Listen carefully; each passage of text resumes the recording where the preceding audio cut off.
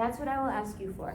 Inhaling through the nose and using any of those techniques to lengthen your exhale through the nose or the mouth. So we're gonna wiggle to the edge of the chair so that we're not touching the back, but so that you don't feel like you're gonna tip forward. You still feel secure. And then set your heels underneath your knees. Yeah. And then hands can be anywhere you like, close to the hips, close to the knees. Sit tall. Imagine the crown of your head reaching up towards the ceiling. Picture the head, the rib cage, and the pelvis gently stacking. And what's in between them, connecting them, is not a straight line, it's a curvy line, your spine. Right. But we're making that spine tall. And around that spine we breathe. And that may be surprising when you think mostly of how your breath moves in the front. I'm gonna ask you to bring some awareness to how your breath moves in the back body as well. So exhale as slowly as you can, using a whisper or a hum, any technique you like. Inhale through the nose, opening the eyes, letting them rest on a spot in front of you. Reach the arms up. Exhale as you reach the arms forward. They can come to your knees as you round the back gently into a cat spine. Inhale to come back up to the neutral spine. The arms reach out and up. And then exhale, take the hands a little bit behind you. They can catch the chair or lean into the chair. Now this one will take a little bit longer. This one's less familiar. Lifting the chest up. We call this a cow or camel spine as we lift the heart. It's a little back bend, little chest opener. And then come back to neutral. So we're alternating between 3 basic spinal positions, and how much you do each of them depends on how it feels. Inhale, reach the arms up. Exhale, reach forward, rounding the back just enough to feel that stretch that we call the cat. Inhale, come back up to neutral, reach up. Exhale, take the hands behind you, a little back bend into what we call cow. Inhale, come back up through neutral. And again, exhale into cat. Inhale, neutral. Exhale, cow. One more time. Inhale, neutral. Exhale, cat. Inhale, neutral.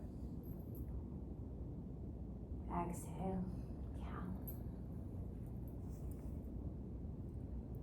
Now inhale to your neutral spine again.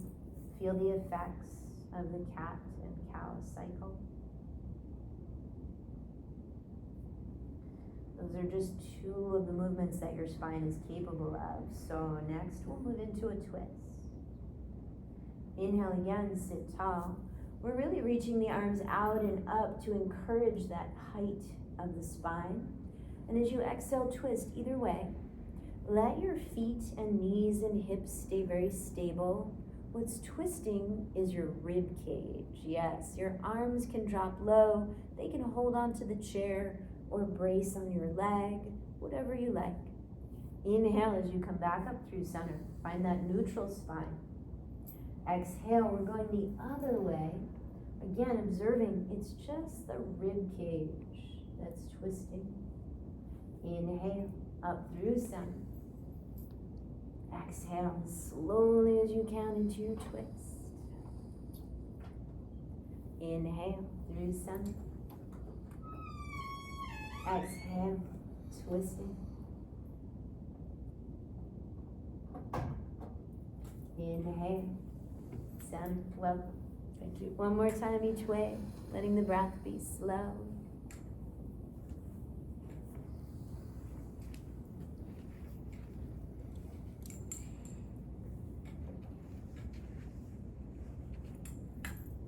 And then returning to your neutral. Inhale here with a neutral spine, stacking the pelvis, the rib cage, and the head. And when you're ready to exhale, round the back. Cat spine. Inhale through the nose to come back to center, neutral. Exhale, hands go behind you, little back bend, little chest opener. You're lifting the heart up to the ceiling. And then inhale back to center. Exhale as you twist either direction, right or left. Keep your feet and your knees and your hips very stable. Twist from your rib cage.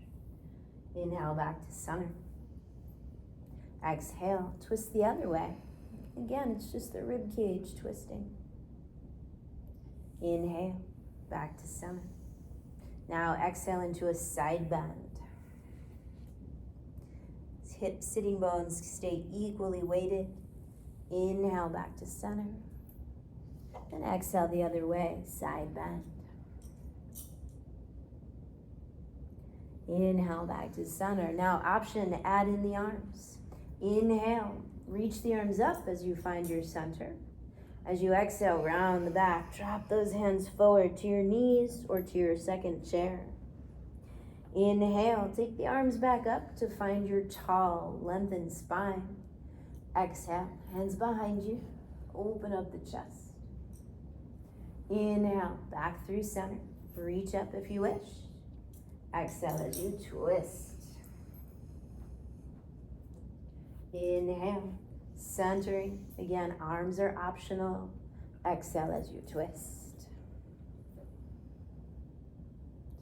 Inhale, up through center. And here, of course, is our side bend. Either way. Side bend, keeping both sitting bones grounded. Inhale, center. Exhale, side bend, other way. Inhale, center. Wonderful. Take it down. Any questions so far? All right, we're going to start to work the legs into this. So let's nudge this second chair away a little bit. Again, shoes can be on or off. I just want you to have a little room to straighten a leg. Now, when we straighten a leg, we can start with the heel on the floor. When you straighten the leg with the heel on the floor, you're using your quadriceps. If you then add lifting the leg up, you're using another muscle group, the hip flexors. We don't hear as much about those. Notice when you put the heel down, it might be easier to stay tall. As soon as we start to lift this leg, sometimes it pulls us into a cat spine, right? So just observe that. Observe when two big movements are kind of stuck together in your body, right? And sometimes we want to try to tease those two movements apart so we can do them individually when we want to. We do eventually want to be able to lift this leg without having to round the spine, but sometimes tightnesses get in the way. It takes a little while. So try that out just a little bit with each leg. Straightening, feeling the legs straighten, the quadriceps work, and then optional, you can lift up and use the hip flexors. See if you can sit tall while you do this, or if you get pulled. Neither one is bad. We just want to notice when that happens. And then another option too is if you want to lift the leg, but this feels really tight, you might sometimes lift the leg with more of a bend. And you may notice now you don't have to get pulled. Yeah, that's tight hamstrings that are getting you pulled in there. So you might sometimes lift with bent knees and other times lift with straight legs. Yep, and play around with that. So we're going to add that in to our flowing movement of the spine. Inhale here in the center. Exhale as you round the back. Inhale back to your neutral spine, sitting tall. Exhale as you take the back bend or chest opener, cow spine. Inhale, bring it back to neutral. This time we're going to straighten the right leg as we twist to the right. Now remember that right leg can be on the floor or lifted. And bend it as you bring it back to center. Straighten the left leg as you twist to the left. Nice. Inhale, bring it back. And then a little side bend. Side bend either way. Option to straighten one or both legs. You can feel it out. Inhale, center. Exhale, side bend the other way. Maybe add a leg. Inhale, back to center. Yeah. So in this way, you're starting to work your core, and then combine that with the slow exhalation. So let's inhale through the nose. Exhale with a sigh or a hum.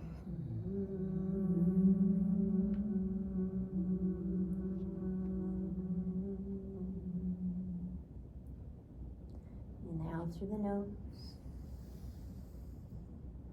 Exhale, sigh or hum.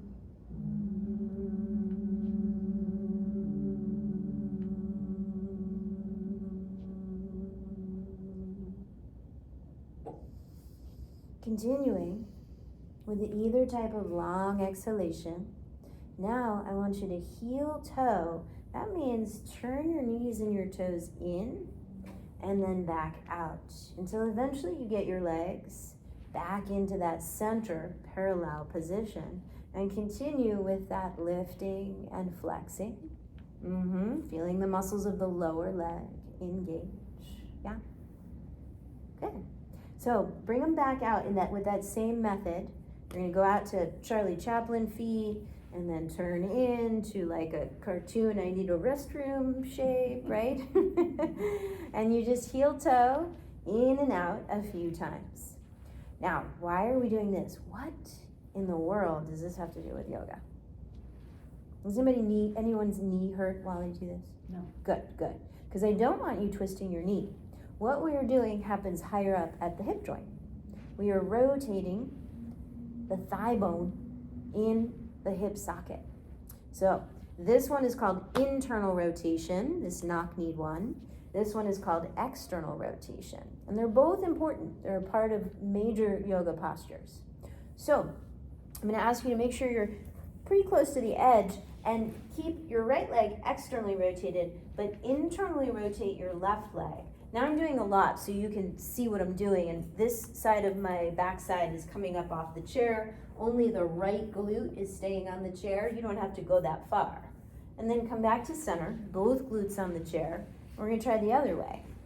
Notice if one way is easier than the other. Yeah, feel free to hold on to the edge of the chair.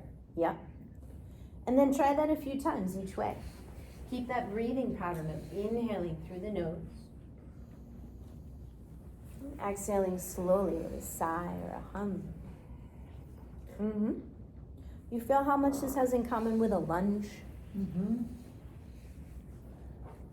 But we're getting the practice, additionally, of the active rotation at the thigh bone. Yes, there we go. So even if you don't feel ready to do lunges standing up without the chair, you're getting a lot of benefits. Now turn to the side. If you have a side that's easier, start with the easier side, whichever one that is. Now the leg that's out in front of you, let's plant the whole leg so the heel and the ball of the foot is down. Yeah, even if you need to wiggle it a little so you get to a spot where that foot is planted. You feel how you're using the hip that's on the chair. Yeah. And this other leg, this is the weird one. It's internally rotating. Again, no strain in the knee, but you're lifting that heel. And see if you can lift that heel up a little higher. Yeah, there you go. So that the heel is pointing up to the ceiling and your back knee is starting to point towards your front leg. And then slowly switch to the other side. Now, if this side is harder for you, you don't have to go as far. Like right now, I have both cheeks still on the chair here, and I'm starting my lunge. I'm starting that internal rotation of the back leg. And then breathe, right where it's, right before it becomes really challenging in a moderate spot.